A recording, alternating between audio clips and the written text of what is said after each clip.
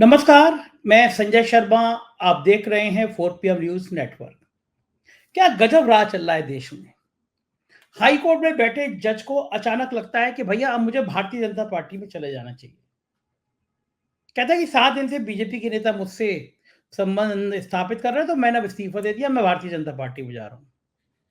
वो साहब ममता बनर्जी सरकार के खिलाफ कई आदेश दे चुके थे।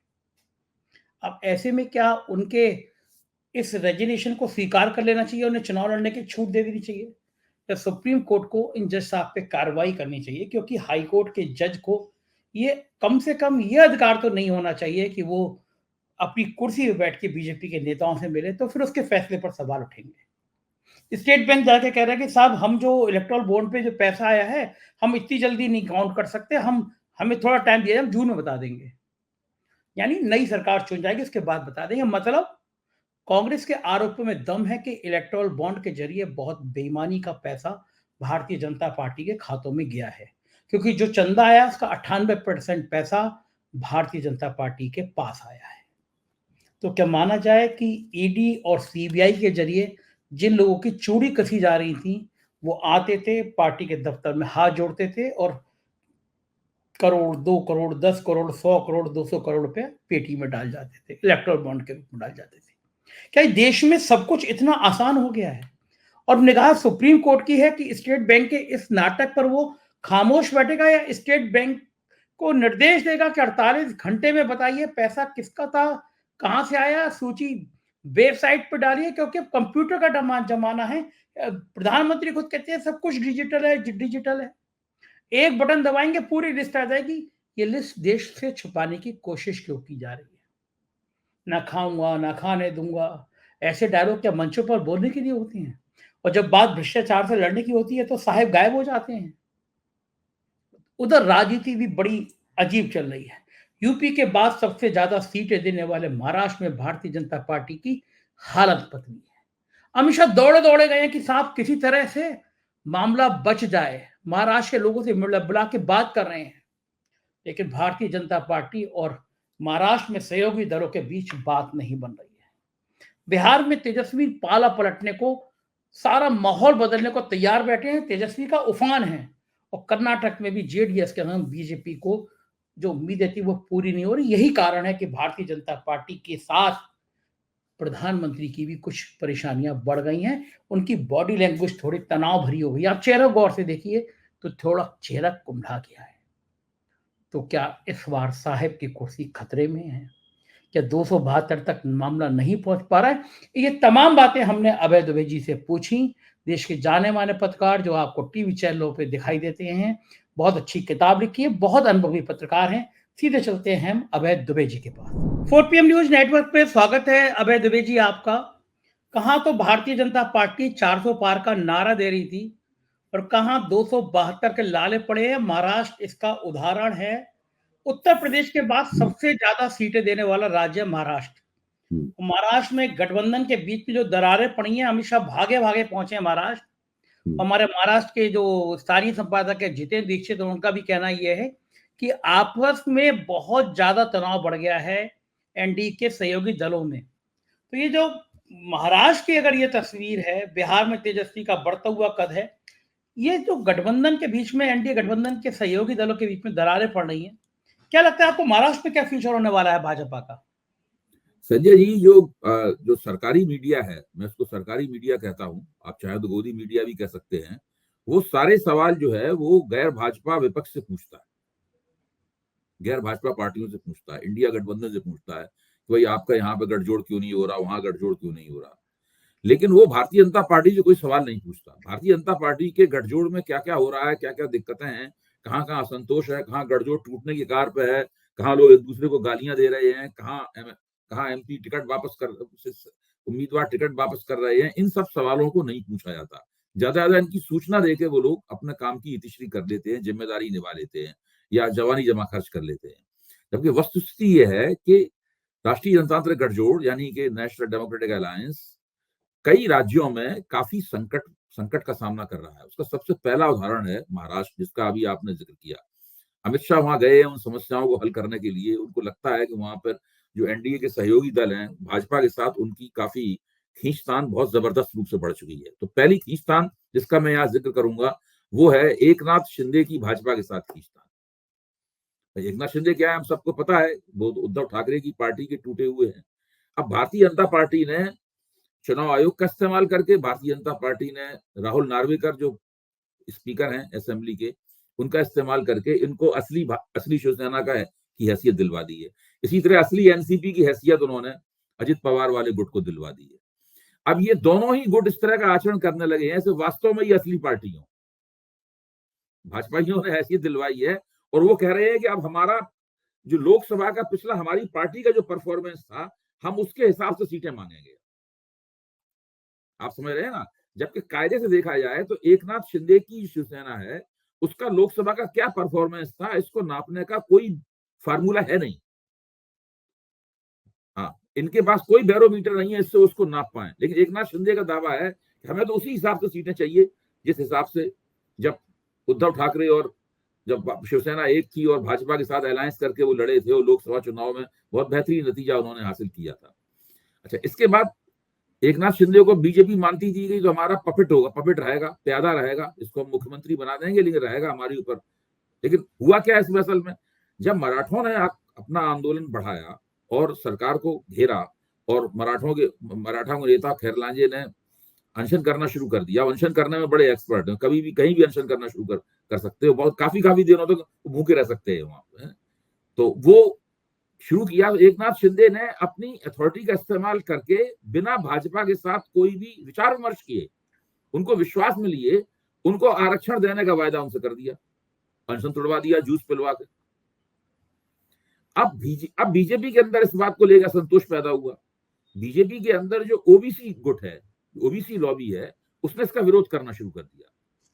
नारायण राणे ने इस विरोध का नेतृत्व किया, पंकजा मुंडे ने नेतृत्व, सब लोगों ने मिलकर इसका विरोध किया, लेकिन कुछ कर नहीं सकते थे। मुख्यमंत्री ने सारे रूप से आश्वासन दे दिया था, तो उन्होंने नारायण राणे को विरोध स्वरूप चिट्ठियां लिखी, कुछ नहीं हो सकता था। विधानसभा से भी उसको पास करना पड़ा इन लोगों को।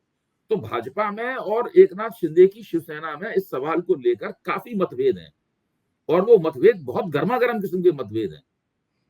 ये बातें निकल के आती नहीं है हम लोगों के पास सामने, और हम लोग शायद मराठी अगर मीडिया पढ़ें तो हम लोगों को ज्यादा समझ में आएगा कि ये हो रहा है कि नहीं हो रहा वहां पर। और वो सीटें बहुत ज्यादा मांग रहे हैं और काफी झंझट है उस सवाल के ऊपर। इसी तरीके से एनसीपी के साथ भी भाजपा का बहुत झंझट होने वाला है। तो महाराष्ट्र में न केवल भाजपा को सीटों के बंटवारे में बहुत मुश्किल होने वाली है, दूसरे जब बंटवारा किसी न किसी प्रकार मान लो हो भी जाएगा, तब भी इस बात की कोई गारंटी नहीं है कि भारतीय जनता पार्टी का जनाधार शिवसेना के और एनसीपी के उम्मीदवारों को वोट देगा। ठीक बात है, बिल्कुल सहमत हूं आपकी बात। इसी तरह एनसीपी के उम्मीदवार भाजपा के और शिवसेना के एकनाथ शिंदे के लोगों को वोट देंगे। ये दोनों अलग अलग किस्म के जनाधार हैं भाई। हाँ, ठीक बात है। एनसीपी वाले सारी जिंदगी तो ये तो पूर्व कांग्रेसी है ना, सारी जिंदगी तो कांग्रेसियों के साथ उनकी गुजरी है। तो ये लोग बहुत महाराष्ट्र में उन्होंने ठीक है तोड़फोड़ करके सरकार बना ली और उनकी काफी बुरी हालत थी। अगर ये तोड़फोड़ नहीं करते और इस वक्त उद्धव ठाकरे मुख्यमंत्री होते तो ये लोग बहुत ही खराब हालत में होते। वो उन्होंने उस हालत को थोड़ा बहुत सुधारा भी, लेकिन ये अपनी ही बनाई हुई गांठों में, उलझनों में फंस गए हैं बुरी तरीके से। उससे कैसे निकलेंगे इसका कोई इनके पास फार्मूला नहीं है। अब इनकी चुनाव समिति बैठी हुई है, 195 लोगों की घोषणा करने के बाद चुनाव समिति बैठी हुई है, उस पर दिमाग खपा रही है कि बिहार के मामले को कैसे निपटाया जाए, महाराष्ट्र के मामले को कैसे निपटाया जाए, कर्नाटक में क्या किया जाए, लेकिन इनकी समझ में नहीं आ रहा है कैसे किया जाए। अब आप आइए बिहार में। बिहार की स्थिति यह है कि नीतीश कुमार वैसे मंच पे तो बिल्कुल घिरियाने वाली मुद्रा में आते हैं, मोदी के सामने मंच पे बिल्कुल घिरियाने वाली मुद्रा में होते हैं, लेकिन अंदर से तो वो एक चालाक पॉलिटिशियन है। जो आदमी इतनी पलटियां मारता है उसकी चालाकी का कोई आप अनुमान तो लगा नहीं सकते। तो उन्होंने मंत्रिमंडल का विस्तार करने से मना कर दिया। भाजपा दबाव डाल रही, जिन्होंने कहा लोकसभा चुनाव की बात करेंगे विस्तार, अभी नहीं करेंगे। फिर वो कहने लगे कि हमने पिछली बार जितनी सीटें जीती थी 16, हमें उतनी आप सीटें दीजिए। उस पर अड़े हुए हैं, बोले 16 से एक कम सीट पे चुनाव नहीं लड़ेंगे। और भाजपा को 16 सीटें कैसे दे? भाजपा उन्हें अगर 16 सीटें दे देगी, खुद 17 एमपी भाजपा के हैं, 17 उनके पास रहेंगे, हैं? तो अब कितने बचे उनके पास? हाँ, 40 में तो हैं, 40 में तो आप केवल 7 हाँ, बचे ना, तो चिराग सात पासवान सात है और 7 सीटों में वो दो दो एलजेपी हैं उनके पास। एक मांझी की पार्टी है, एक उपेंद्र कुशवाहा की पार्टी है, एक मुकेश सैनी का भी छोटी सी पार्टी है।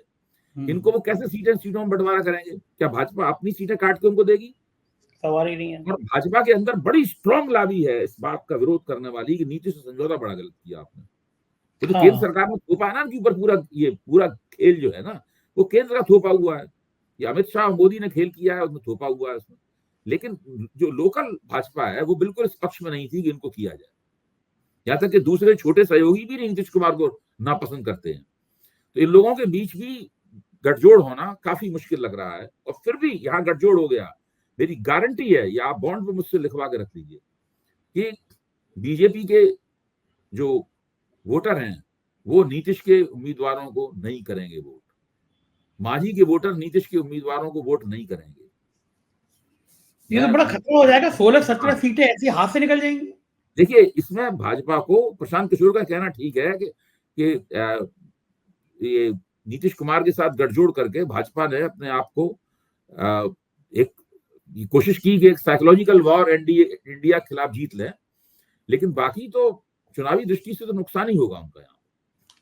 तो ये तो बैठे बिठाए अगर मान लीजिए 10-12 सीटें एनडीए की आ गई, तेजस्वी की आ गई, कांग्रेस की आ गई, ये तो बहुत माने जा रखता है ना इस दौर और में 10-12। तेजस्वी का नेतृत्व उठान पे है। हाँ, तेजस्वी का लगातार। नेतृत्व जो है उदीयमान है, हम्म, वो लगातार उसका सितारा चढ़ रहा है। ज्यादा से ज्यादा वो भीड़ देखिए, जितनी भीड़ वहां जमा हुई थी गांधी मैदान में, वो केवल मुसलमान यादव नहीं थे। सही बात है, हाँ, सही बात है। इसी तरीके से जब जब 2022 के चुनाव 2020 के चुनाव में जब तेजस्वी यादव सबसे बड़े दल के रूप में उभरे थे, भाजपा से भी एक सीट ज्यादा मिली थी उन्हें और चुनाव जीतते जीतते रह गए थे, तो वो केवल मुसलमान यादव वोटों से ना जीते थे। बिल्कुल ठीक बात। हाँ, मुसलमान यादव वोट तो उन्हें राजनीति में टिकाए रख सकते हैं। तेजस्वी यादव के नेतृत्व में राष्ट्रीय जनता दल का विस्तार हुआ है। तेजस्वी यादव उसको कहते हैं कि ये माई बाप, उन्होंने 2 शब्दों का इस्तेमाल किया। माई का मतलब हो गया मुस्लिम यादव है, और फिर उधर बाप का मतलब क्या हुआ, उसमें क्या है बाप का मतलब? उसका मतलब है मेरे ख्याल से उसमें अगड़े भी हैं, उसके अंदर हाँ, आधी दुनिया भी है, उसके अंदर गरीब पुअर वो भी हैं। इस तरह करके वो माई बाप करके एक पूरा मुहावरा बना रहे हैं ताकि ठीक से लोगों की बात समझ में आ जाए बात। तो ये हाल कर्नाटक। बिहार में भी भारतीय जनता पार्टी को न केवल महागठबंधन से बहुत करारी टक्कर झेलनी पड़ेगी, बल्कि आपस में उनका तालमेल कैसा होगा, ये भी एक उस पर बहुत बड़ा सवालिया निशान लगा हुआ है। और मीडिया में इस बात को लेकर होता है विश्लेषण, में ये नहीं कहता हूं बिल्कुल नहीं होता, लेकिन आमतौर पर इसको विश्लेषण को बड़े संकोच के साथ किया जाता है। हाँ, ठीक बात है। अच्छा, कर्नाटक में भी आपने जेडीएस से कंप्रोमाइज तो किया, लेकिन जेडीएस को जो सीटें देंगे वो तो नुकसान सीधा भाजपा की अपनी सीटों को होगा, जीती हुई सीटों में से तो देंगे वो। बिल्कुल होगा। देखिए वो जेडीएस से उन्होंने जो समझौता कर लिया है वो डर गए असल में, डर के कारण कर लिया है। पहले तो अकेले ही भाजपा ने सबको हरा दिया था, दोनों कांग्रेस को और जेडीएस दोनों को 2019 में हरा दिया था। 2019 की परिस्थितियां अलग थी, उस वक्त सरकार जो थी वो सरकार भी अलग तरह की थी, है। तो वो भाजपा चुनाव हार जरूर गई थी, लेकिन भाजपा इस बुरी स्थिति में नहीं थी, इस बुरी स्थिति में आज है। तब लिंगायत वगैरह सब उसके साथ मजबूती के साथ में थे, और जो वोकलिगा वोट था, वोकलिगा वोट भाजपा की तरफ शिफ्ट कर गया था लोकसभा चुनाव में, जिसकी वजह से भाजपा ने देवगौड़ा को भी हरा दिया था। देवगौड़ा के बेटे को, कुमार स्वामी का बेटा भी चुनाव हार गया था। जनता दल सेकुलर का तो पूरी तरह सुपड़ा साफ हो गया था, और कांग्रेस का भी सुपड़ा साफ हो गया था। तो ऐसी आज स्थिति कर्नाटक की बिल्कुल अलग है। आज ऐसी बात नहीं है कि भाजपा इस तरह से चुनाव जीतने की, तो भाजपा डरी हुई थी। इस चक्कर में, इस डर के उन्होंने समझौता कर लिया, इससे वोकलिगाओं के वोट हमें मिल जाएंगे। देखिए, जबकि ये जो सिद्धरामैया की सरकार है, इसकी चुनावी रणनीति अहिंदा है। अहिंदा एक ऐसा फार्मूला है जो देवराज अरस ने बनाया था। इस फार्मूले के तहत अल्पसंख्यक और पिछड़े वोटों का, अल्पसंख्यकों का और पिछड़े वोट, कन्नड़ भाषा का शब्द है, अल्पसंख्यकों का, पिछड़ों का और आदिवासियों का एक मोर्चा बनता है।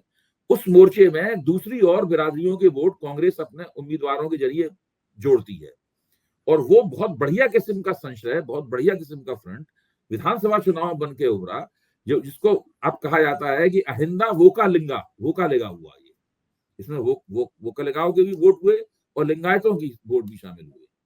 तो इस बार भाजपा को लिंगायतों के वोट भी पूरे नहीं मिले थे और देवगौड़ा से बोकलिंगा वोट भी कांग्रेस की तरफ शिफ्ट कर गए थे, और मुसलमान वोटों ने तो पूरी तरीके से देवगौड़ा को छोड़ ही दिया था। वरना क्या होता था, पहले कांग्रेस और ओल्ड मैसूर में देवगौड़ा के बीच में मुसलमान वोट बढ़ जाते थे।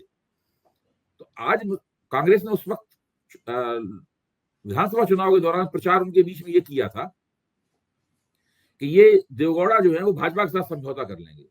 हाँ, तो मुसलमानों ने वोट नहीं दिए जनता दल सेकुलर को, नाम के ही सेकुलर रह गए, वो वोट तो ना मुसलमानों के मिले नहीं। और उन्होंने देखा भी जैसे विधानसभा के चुनाव नतीजे आए, दोनों के बीच में समझौते की बातचीत चलने लगी और समझौता हो भी गया। तो कांग्रेस ने जो इनकी प्रचार किया था वो प्रचार सही साबित हुआ। एक मुसलमान वोट भी नहीं मिलने वाला है देवगौड़ा को। तो हो सकता है कि इस चुनाव में देवगौड़ा के ऊपर बड़ा जबरदस्त आघात लगे और उनकी सीटें काफी कम हो जाएं भाजपा से समझौता करने के बावजूद। ठीक बात है। इस राजनीति के इन खबरों के अलावा एक खबर बंगाल से आ रही है।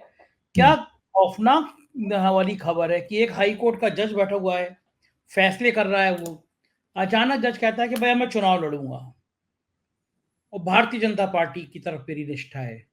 तो अब तक के जो उसके फैसले थे, ममता बनर्जी के सरकार के स्कूलों की जांच हुई, जांच, इसका मतलब वो कह स्वीकारोक्ति कर रहा है कि हाँ मैं 7 दिन से बीजेपी के नेता मेरे संपर्क में थे। भाई वो तो पूरी तरीके से पॉलिटिकल एक्टिविस्ट की तरह ही सारा काम कर रहे थे। उनका बहुत सारा चिंता काम की जो बात था, है, बहुत चिंता की बात है, ये तो बहुत चिंता की बहुत बात है। चिंता की बात है। पूरी तरह पॉलिटिकल एक्टिविस्ट की तरह काम कर रहे थे। आपका किसी पार्टी के प्रति रुझान हो सकता है, किसी जज का विचारधारा के प्रति रुझान हो सकता है, पूरी तरह जायज है, मैं इसको गलत नहीं मानता। लेकिन अगर आप अपने कानूनी और अपने न्याय, आप तो न्यायमूर्ति हैं भाई ना, आपको तो इंसाफ करना चाहिए। आप इंसाफ, वो उसका कोई विकल्प नहीं है आपके पास। आप अपनी विचारधारा के आधार पर नहीं इंसाफ करेंगे। इंसाफ करने के तो तौर तरीके हैं, बने बनाए प्रोटोकॉल हैं, और अगर आप उन सब का उल्लंघन करके अपनी विचारधारा के जरिए अदालती काम करने लगेंगे तो उसका तो नतीजा बहुत ही बुरा होगा। उससे पूरी जनता में, अदालतों में, न्यायिक प्रक्रिया में जनता का यकीन उठ जाएगा। बिल्कुल सही बात है, तो एकदम ये जो सही हुआ बात है ये तो लोकतंत्र को बहुत बदनाम करने वाली बात है, है, बिल्कुल ठीक बात है। बहुत कमजोर करने वाली बात। और इसी तरह एक चौंकाने वाली खबर सुप्रीम कोर्ट से आई है कि सुप्रीम कोर्ट ने कहा भाई इलेक्टोरल बॉन्ड किस पार्टी को कितना चंदा मिला, ये तो जानने का हक पब्लिक का है, सार्वजनिक करिए। स्टेट बैंक से कहा 6 मार्च तक बताइए। स्टेट बैंक कह रहा है कि साहब ये जो खाते हैं इसको हमें जून तक का टाइम चाहिए। है खाते कितने अभय जी? 22,000। इस दौर में जब डिजिटल का जमाना है कि डिजिटल डिजिटल, तो आप एक क्लिक करना है, 10 मिनट का टाइम देना है, कितनी देर लगेगी 22,000 खातों में कितना पैसा है बताने के लिए? एक देखिए, बटन। इसके जब ये सुप्रीम कोर्ट ने फैसला दिया था तो मुझे याद पड़ता है कि मैंने 4 PM के मंच पे भी ये बात कही थी, और भी जहां मैं लिखता हूं उन सब बातों को भी मैंने कहा था। मेरा मानना था कि इसमें सरकार कोई पतली गली खोजने की कोशिश करेगी। उसका एक तरीका ये हो सकता था कि सरकार खुद अदालत में जाती और कहती साहब कि एक दूसरी बेंच बना के इस पूरे फैसले का पुनरीक्षण कीजिए, आप समीक्षा कीजिए। रिव्यू पिटीशन में जाती सरकार। सरकार ने कहा हम रिव्यू पिटीशन में नहीं आएंगे। तो उम्मीद ये थी सरकार को कि जिन लोगों ने पैसा दिया है, बड़े पैमाने पर बॉन्ड खरीदे हैं 1-1 करोड़ वाले, वो जाएंगे रिव्यू पिटीशन में और वो ये कहेंगे कि हमसे वादा किया गया था कि हमारा नाम नहीं बताया जाएगा, उस वादे का उल्लंघन हो रहा है तो हमारे उस वादे की रक्षा की जाए। हाँ। लेकिन ये काम भी नहीं हुआ, वो लोग भी नहीं गए। फिर एक ये बात थी, अंदाज ये था कि जो खोखा कंपनियां हैं, यानी वो जो काला माल गलाने के लिए जो कंपनियां बनाई जाती हैं, शेल कंपनियां बनाई जाती हैं, उन शेल कंपनियों के तरफ से कोई रिट आएगी और वो इस मामले को पतली गली निकालने की कोशिश करेगी, लेकिन वो भी नहीं हुआ। अब ये सरकार ने सुप्रीम कोर्ट के सारे ही काम करवाना चाहा। सुप्रीम कोर्ट का जो पूरा तर्क है वो तर्क गले नहीं उतरता। आपने बिल्कुल ठीक कहा, डिजिटल जमाना है, ये तो 5 मिनट काम है, आपको उसके लिए जून तक का समय क्यों चाहिए? दरअसल अगर कल 6 मार्च है, आज 5 मार्च है, कल की तारीख में सुप्रीम कोर्ट के निर्देशों के मुताबिक वेबसाइट पे पब्लिक डोमेन में सबके नाम आने चाहिए। उससे पता लग जाएगा कि कौन किसके पक्ष में खड़ा हुआ है, कहाँ पे। क्रोनी कैपिटलिज्म का पूरा जो किरदार है, जिसकी इतनी आलोचना होती है, चर्चा होती है, वो निकल के सामने आ जाएगा। कि ये लोग बीजेपी वाले किन से पैसा लेते हैं और किन का हित करते हैं। फिर जिस चीज को क्विड प्रो को कहा जा रहा है, यानी इस हाथ दे उस हाथ ले, और हम पैसा देंगे, आप बदले में हमारे लिए नीतियां बनाइए, ये कीजिए वो कीजिए, ये सब जो कहा जा रहा है, ये चीज, इसके बारे में अंदाजा लगा सकते हैं आप और खोजबीन कर सकते हैं, रिसर्च करके तथ्यों को सामने ला सकते हैं।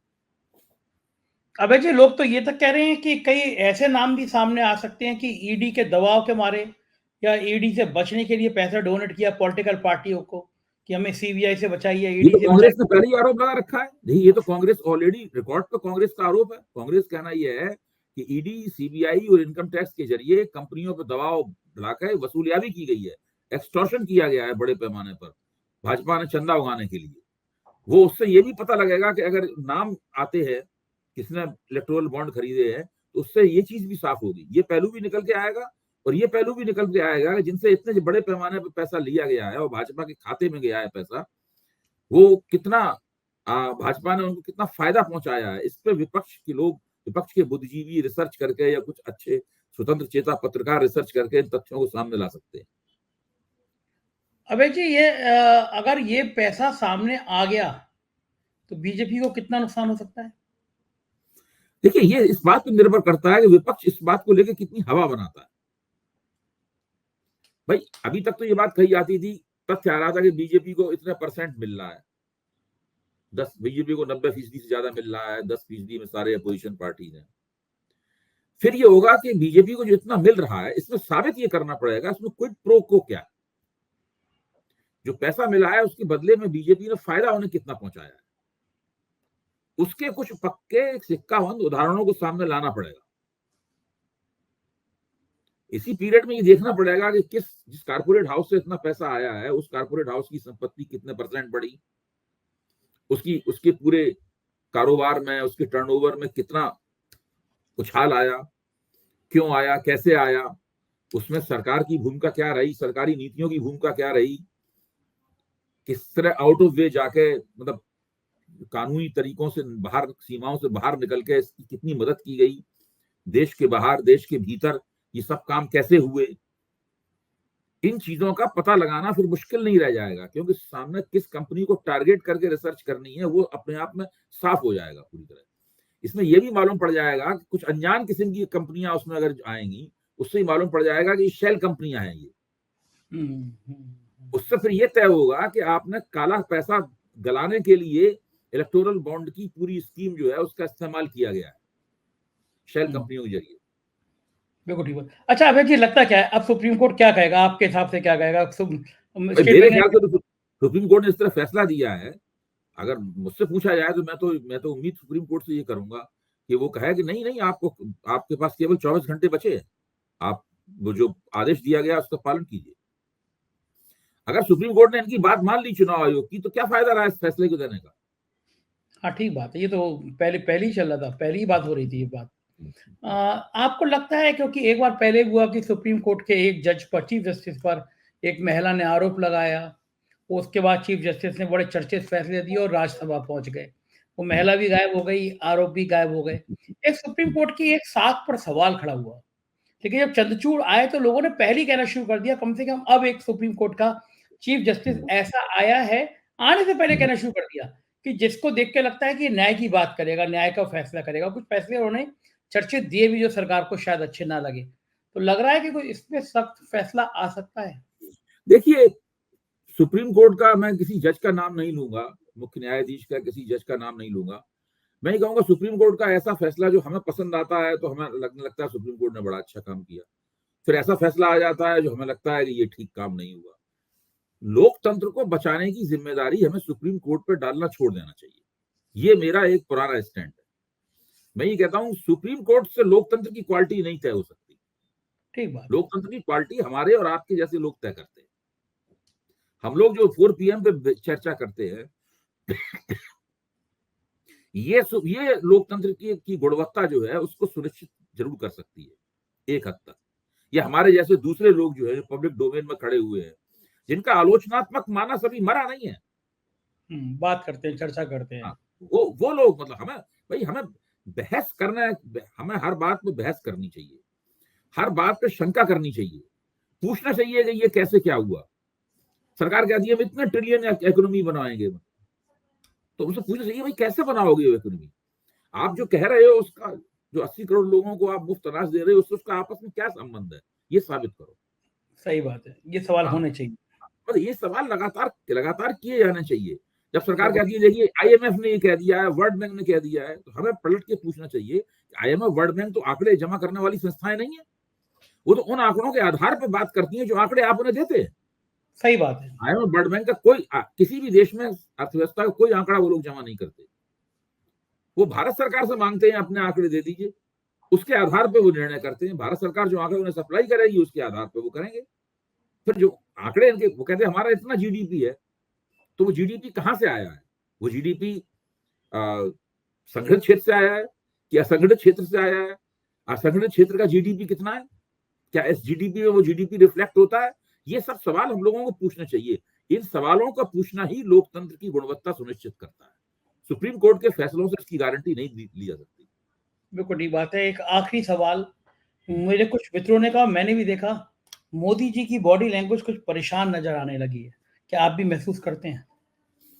नहीं, देखिए जो लालू यादव ने जो भाषण दिया, उस भाषण को लेकर उन्होंने जो तुमार खड़ा किया है, जिस तरीके से वो सब लोग अपना ट्विटर हैंडल बदल रहे हैं, ये सब जो कर रहे हैं, और गोदी मीडिया उसको पूरी तरह मोदी जी से भी ज्यादा ऊंचे स्वर में उसको समर्थन दे रहा है, वो इस बात का सबूत है कि उनको लगता है कि ये खासतौर से परिवार वाले मसले को लेकर उनके मन में कहीं कोई फांक है, और उस डर है। फांक को, हाँ, उस जब वो नॉर्मली वो लोग नहीं कर पाते। ये मैंने पहले भी बात कही है, मैं ये मानता हूं कि उनको बहुत बिना परेशान हुए इस बात से निपटना चाहिए था। भाई ये तो मोदी जी की जीवन स्थिति है ना, उनकी जिंदगी का यथार्थ है। इस यथार्थ को वो कितना ट्विस्ट करेंगे, कितना ट्वीक करेंगे यथार्थ को। ठीक, बिल्कुल सही बात है कि सामने आना चाहिए। बहुत बहुत शुक्रिया अभय जी, आपने ऐसी बातचीत इतनी विस्तार से और सार्थक तरीके से की। आभार आपका। तो ये थे अभय दुबे जी। कितना सटीक विश्लेषण किया है इस देश के सिस्टम का। मैं आपसे अनुरोध करूंगा कि आप भी मुझे बताएं, क्या आप अभय दुबे जी की बातों से सहमत हैं? आपकी राय का, आपके कमेंट का मुझे बेसब्री से इंतजार रहेगा। बहुत बहुत शुक्रिया। Thank you.